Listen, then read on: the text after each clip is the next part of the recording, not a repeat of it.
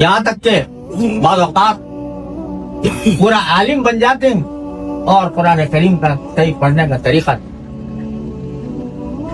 دوسرا حق اس کا قرآن کریم کو سمجھنا ہے. کتنا وقت ہم اپنی زندگی کا قرآن کریم کو سمجھنے میں خرچ کرتے ہیں. افلا یتدبرون القرآن. قرآن یہ نہیں کہ ایک مرتبہ سمجھ کر بیٹھ گئے، یہ مستقل تدبر والی چیز کہ زندگی بھر انسان اس کے معانی، اس کے مضمرات اور اس کے اندر پوشیدہ معارف کو سوچ سمجھ کر پڑھے. اس میں بھی ہماری اگر اپنے اوپر نظر ڈالیں تو قرآن کے تدبر میں ابھی مولانا فضل الرحمان صاحب اور مولانا حنیف جالندری صاحب دامت برکاتہم العالیہ جو قرآن کریم کے الفاظ کی تشریح کرتے ہوئے جو بہترین نکات بیان فرما رہے تھے، تو وہ تدبر سے حاصل ہوتے ہیں، بزرگوں کے فیض سے حاصل ہوتے ہیں، بزرگوں کی صحبت سے حاصل ہوتے ہیں. اس کی طرف بھی ہمیں توجہ دینے کی ضرورت ہے. قرآن کریم کا تیسرا حق اس پر عمل کر اور اس کے لیے ہمیں ہر وقت اپنا جائزہ لیتے رہنا چاہیے کہ ہم کس حد تک قرآن کریم کے احکام پر عمل پیرا ہیں.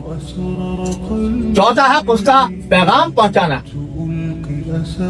اور جیسا کہ مولانا فضل الرحمان صاحب دامت برکاتہم نے فرمایا، یہ بلغ ما انزل الیک من ربک، یہ نبی کریم سرور دو عالم صلی اللہ علیہ وسلم کو حکم تھا اور آپ کے واسطے سے پوری امت کو. اس امت کے حکم کو ہم کس طرح بجا لا رہے ہیں، اس کے راستے میں مشکلات سے کس طرح ہم ڈر جاتے ہیں، کس طرح حوصلہ ہار دیتے ہیں، اس سب کا ہمیں جائزہ لیتے رہنا چاہیے اور اس کے نتیجے میں اپنے روزانہ کے معمولات میں قرآن کریم کو ان چاروں حقوق کے ساتھ اپنانے اور اپنی زندگی کا رہنما بنانے کی کوشش کرتے رہنا چاہیے.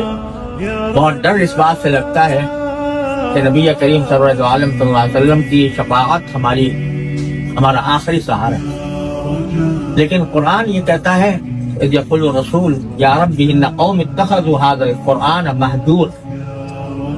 ایک وقت ایسا آئے گا کہ نبی کریم صلی اللہ علیہ وسلم شفاعت کے بجائے شکایت پیش فرمائیں گے کہ میری قوم نے اس قرآن کو کیسے پوچھ ڈال دیا. کہ اللہ اپنے فضل و کرم سے ہمیں اس قوم میں شامل نہ فرمائے اور اس کے حقوق ادا کرنے کی توفیق عطا فرماتے رہنا. بہر صورت یہ تقریب الحمدللہ بڑی بابرکت، بڑی پرنور اور مولانا ابراہیم صاحب بھی نہیں، حضرت مولانا کفایت اللہ صاحب دامت برکاتہم کے لیے بھی بہت ہی خوش قسمتی کی تقریب ہے. اللہ تعالیٰ اس کو مبارک فرمائے اور پورے خاندان کے لیے اس کی سعادت مقدر فرمائے. اور یہ بچے جو ماشاءاللہ قرآن کریم کو اپنے سینوں میں محفوظ کر رہے ہیں، ان کو اللہ نے اپنے کلام کی حفاظت کا جو فریضہ اپنے لیے لیا، اپنے ذمے لیا تھا، اس فریضے کو ادائیگی کے لیے ان کو وسیلہ بنائے.